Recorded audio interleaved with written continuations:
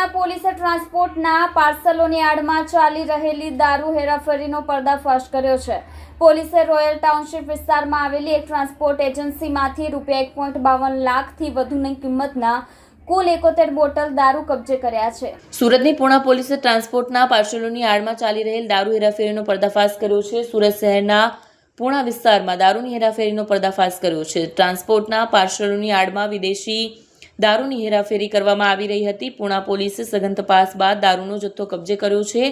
પોલીસે royal township વિસ્તારમાં આવેલી એક ટ્રાન્સપોર્ટ એજન્સીમાંથી ₹1.52 લાખ રૂપિયાથી વધુ કિંમતના કુલ 71 બોટલ દારૂ કબજે કર્યા છે। દારૂનું પેકિંગ એરિઝોના હેન્ડ ફ્રેબ નામની કંપનીના નામે થયેલું હતું, જેથી શંકા ન જાગે અને દારૂ ઝેરોક્સ બોક્સ તરીકે પાર્સલમાં પહોંચાડવામાં આવે।